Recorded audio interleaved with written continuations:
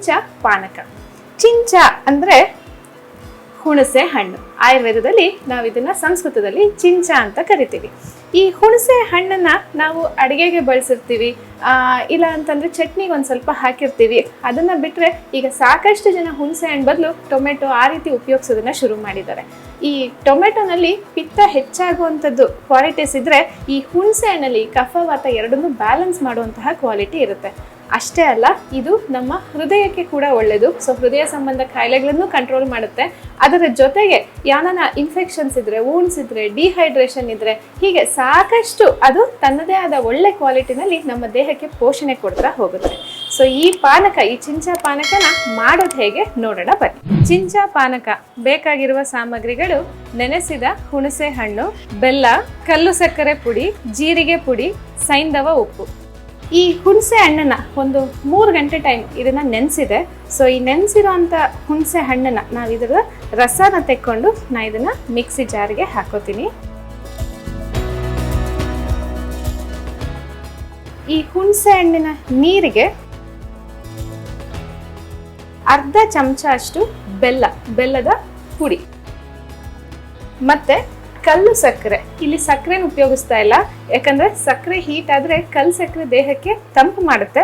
So ಹಾಗಾಗಿ ಸಕ್ಕರೆ ಒಂದು ಅರ್ಧ ಚಮಚ ಅಷ್ಟು ಸಕ್ಕರೆ, ಮತ್ತೆ ಸೈಂಧವ ಉಪ್ಪು ಒಂದು 2-3 ಚಿಟಿಕೆ ಅಷ್ಟು ಸೈಂಧವ ಉಪ್ಪು, ಮತ್ತೆ ಒಂದು 1/4 ಚಮಚ ಅಷ್ಟು ಜೀರಿಗೆ ಪುಡಿ.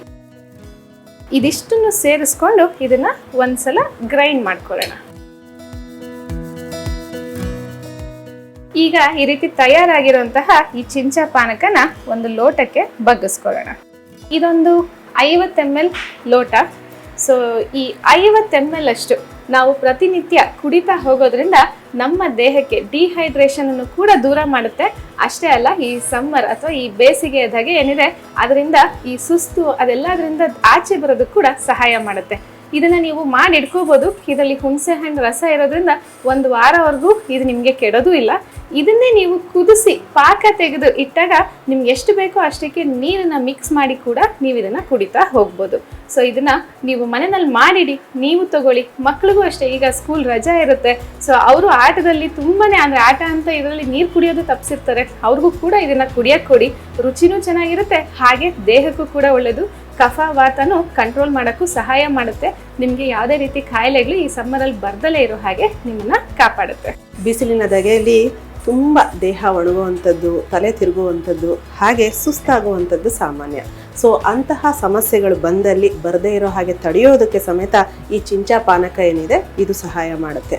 ಡಾಕ್ಟರ್ ಅರ್ಚನಾ ಅವ್ರು ಹೇಳಿದಾಗೆ ಇದನ್ನು ನೀವು ಫ್ರಿಜ್ನಲ್ಲಿ ಇಟ್ಕೊಂಡು 1-2-3 ದಿನಕ್ಕೂ ಯೂಸ್ ಮಾಡ್ಬೋದು. ಅಂದರೆ 1-2 ಚಮಚದಷ್ಟು 1 ಲೋಟ ನೀರಿಗೆ ಮಿಕ್ಸ್ ಮಾಡಿಕೊಂಡು ಕುಡಿಬೋದು.